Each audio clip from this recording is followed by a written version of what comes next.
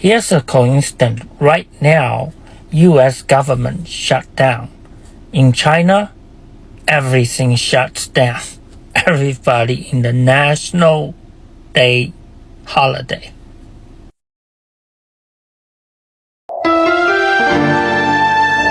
We have some major news. The United States government has officially shut down. It's 12:01 in the morning, East Coast time, and the government has officially run out of money.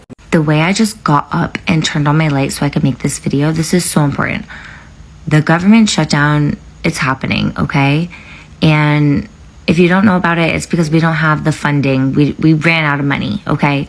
Like, let's just keep it short and sweet. We ran out of money.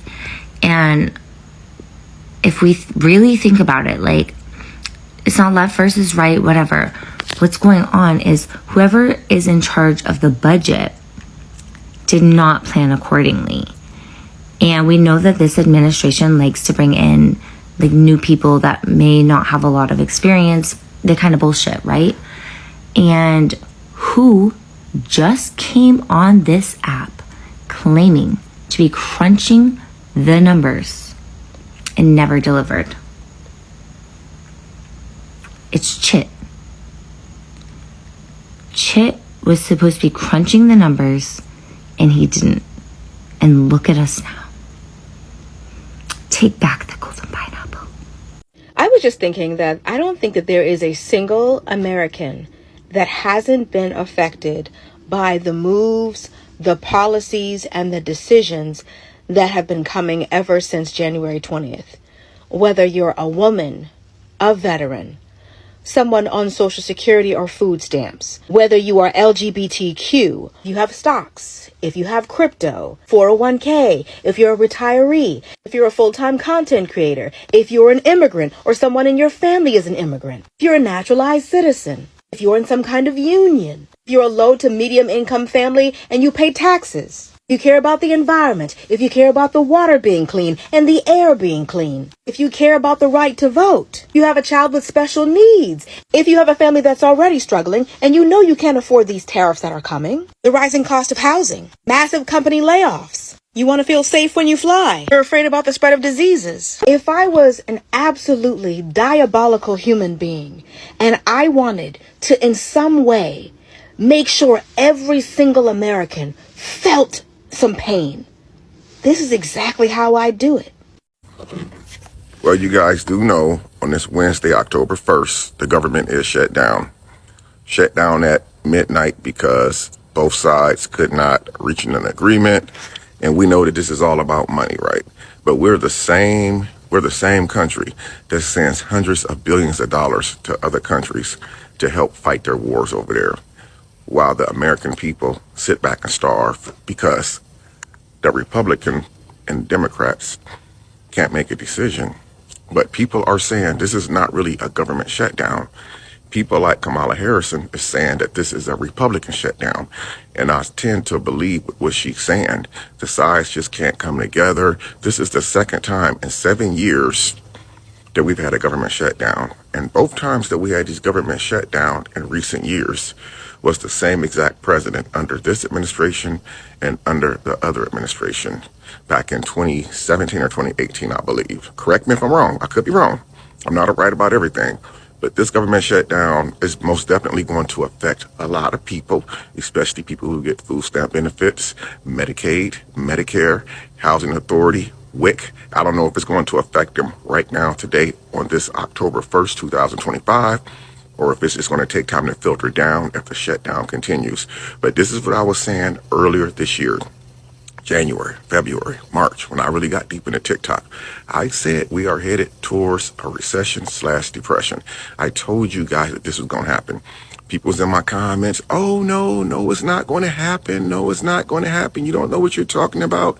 Get off the internet, blah, blah, blah. But now look what's happening, because those same people who was doing all that rapping, this government shutdown is going to affect them as well. It's not a joke, man. Every time I do a TikTok, I tell you guys how real it is out here, man. Listen, these people don't care about us, bro. They don't care about the people that's out here struggling. They only care about the upper class and the rich people.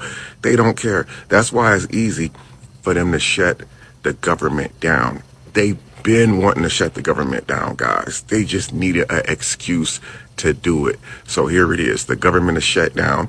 We don't know how long the government shutdown is going to last, but we do know a lot of people are going to be affected by this shutdown, man. You guys let me know what you think. This is just awful to wake up to something like this. I've heard threats of the government getting shut down, but it didn't happen. It only happened 7 years ago that I remember, and now today. And this is sad, man. There's people out here that's really, really struggling, that's depending on getting those benefits, man. And those people are at risk of not getting those benefits. And the only thing they can talk about on the news is how has this government shutdown affected the airports. The biggest scam in the world, where a bottle of water costs $7, $8. A bag of chips costs $12. Nobody cares about how it affects the damn airports. What about the people? What about the American people? You guys let me know what you think. President Trump just admitted exactly why he wants a shutdown. Have a listen. They're taking a risk by having a shutdown because of the shutdown, we can do things medically and other ways, including benefits. We can cut large numbers of people out. Trump wants a shutdown so he can take your medical benefits away. Is that what you want? So the government is officially shutting down, and I think that this is a rare W for the Democrats. I think that they should let this continue and use their leverage in this situation to reinstate a lot of the cuts that the Republicans made. This is the Democrats' opportunity to respond to everything that Trump has been doing, to respond to the governmental overreach, to respond to the cuts to healthcare. The Republicans under the Trump administration have made it clear that they are not willing to compromise, that come hell or high water, they will get their agenda through, and they kind of forgot that there is an opposition party in place. And now they need the Democrats to be able to pass this budget, but let's hope that the Democrats continue to have a backbone on this and force the Republicans to capitulate, and that in the messaging it is made clear to the American people that this government shutdown is Donald Trump's responsibility and the responsibility of his party. Who's in charge, really? Because what if that is the point? There's this idea called the unitary executive theory, and it says that all government should flow through the president. No checks and balances, no independent agencies, just one man at the top. Guess what? It is one of the main goals of Project 2025 to centralize power in the executive branch. A shutdown like this will sort the government into two categories, essential and non-essential. Guess who gets to make the determination? The president, the executive. And then meanwhile, Congress over here arguing amongst themselves. They're broken, bitter, powerless. And he gets to say, look, only I can keep the lights on. Only I can fix this. Look, shutdown furloughs like this can let you starve agencies that you don't like. Replace federal employees that you consider deep state with loyalists.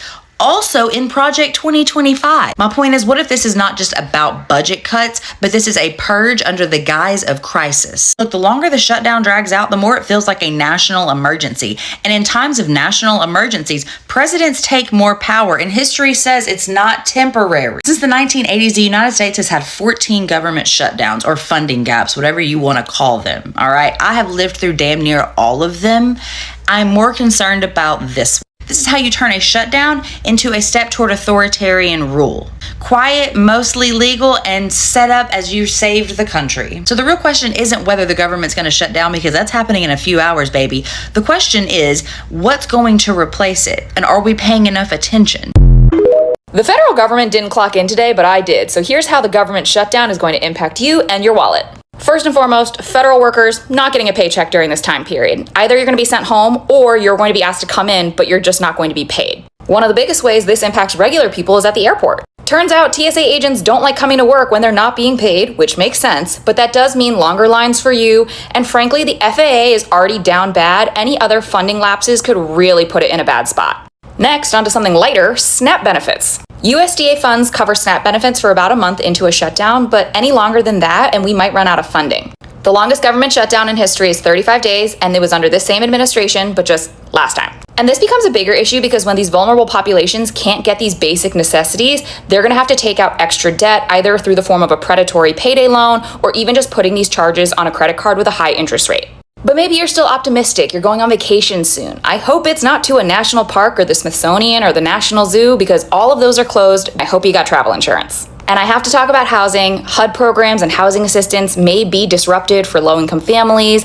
FHA loans may take longer to process and approve, meaning first-time homebuyers could miss out on the dream home. Simply put, a government shutdown leads to more market volatility and economic instability. With the worst part being, low-income communities will suffer the most while the president and Congress continue to get paid during this time. I'm Vivian, your rich BFF. I'm a former Wall Street trader, and if you want to learn more about finance, follow me. What the shutdown means is a lot of bad things, not for other countries, but for the American people. I personally feel like the United States government has declared war on the American people. And I see like a lot of people having mixed emotions about the shutdown. A lot of you guys sitting at home are looking at the television screens or looking at the internet and don't really know what the government shutdown actually means. But I will say this. The government has not shut down for 7 years, which means I think it was 2016, 2017, when our current president was president then. And what the shutdown means is there's going to be a lot of changes for a lot of people if they don't come up with a decision sometime soon. The Democrats, the Republicans are both at odds right now on a lot of decision making, and the decision making is affecting all of the American people. So I personally feel like the government has actually declared war on the American people. You guys let me know what you guys think. Now, I'm not going to say I'm happy about the U.S. government shutdown, but I will say this. On my TikTok live from yesterday, I told my people, I hope you got your puts ready. Because if you know how to play the U.S. stock market, which still goes on even in a government shutdown, if you got your puts ready, you got money. You are going to make money. Let's not be mad about what's happening. Let's make money off of what's happening. If you don't know how to do puts, and I've been screaming this whole time since August, get your put game ready, get your put game ready, get your put game ready. I've been screaming it since August.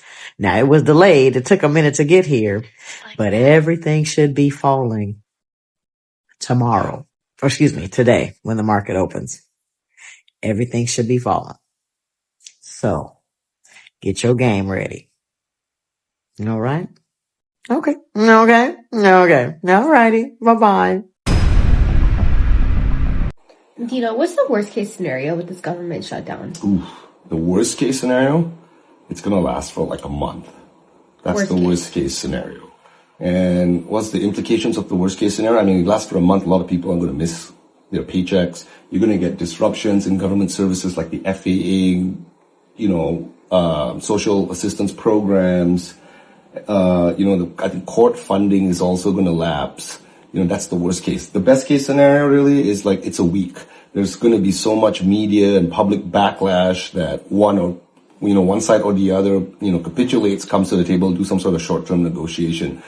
I think the real case, like the high probability is like maybe 2 to 3 weeks, and the Republicans come to the table because historically, who gets blamed for the shutdown is the party standing its ground, like not wanting to negotiate. And right now, apparently, it's like the Republicans have that optic.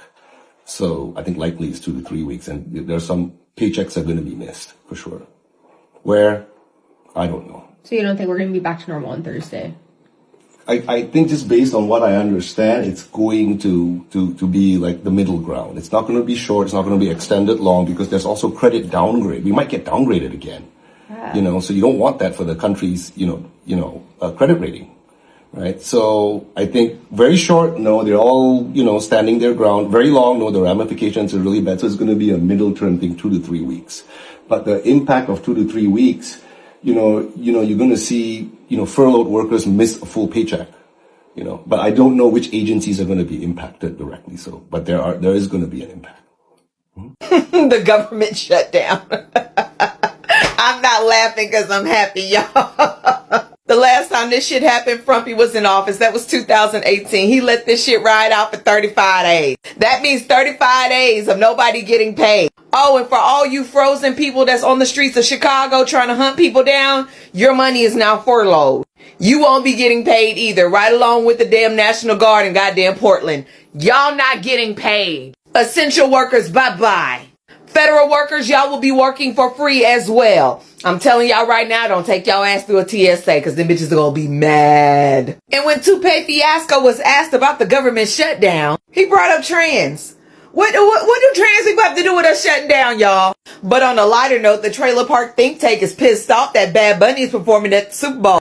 I don't know a lick of his goddamn words, not one bit. But I'm about to go on Duolingo and study. Because one thing I do love is a party.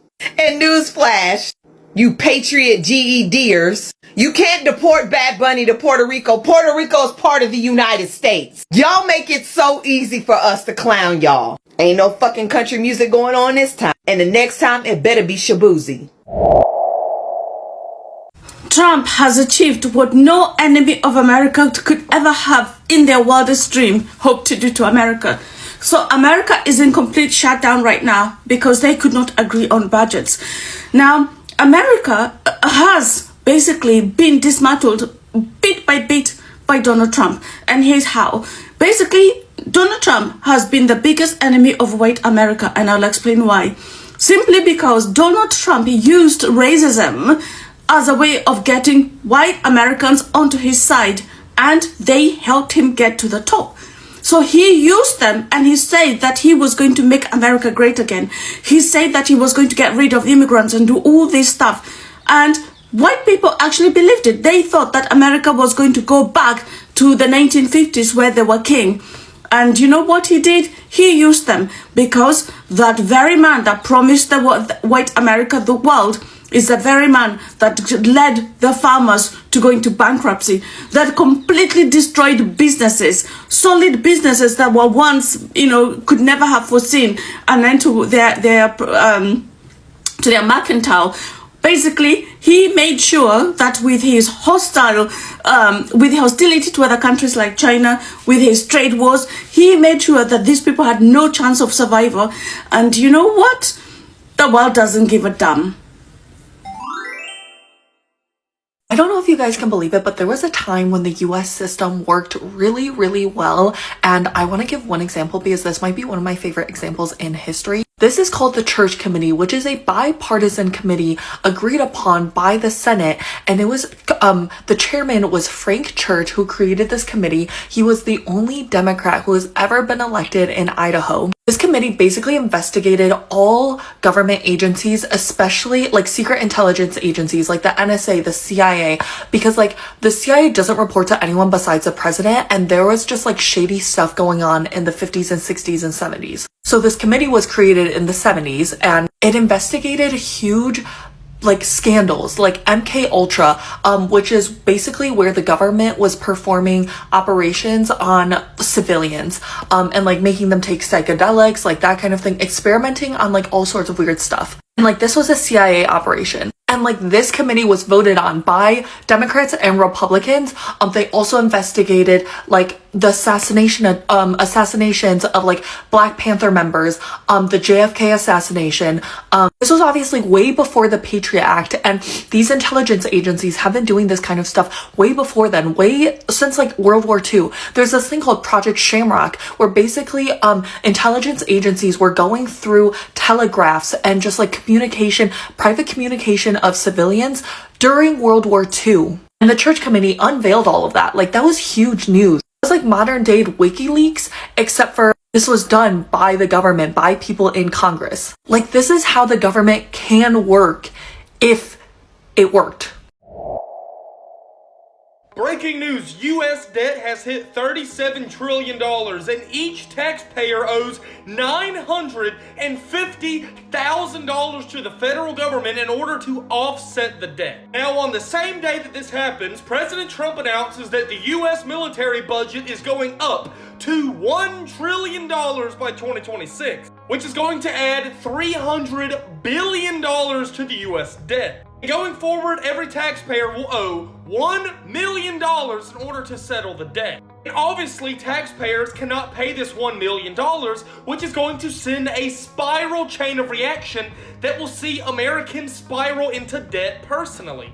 Taxpayers have to pay the debt, but if they can't pay the debt like none of us can, we're gonna have to go into debt in order to pay the debt. Simple things like groceries, sales tax, income tax is gonna go slightly up, and our wages are gonna stay the same because minimum wage doesn't go up, forcing the average debt of Americans to increase. Comment below how we could fix this.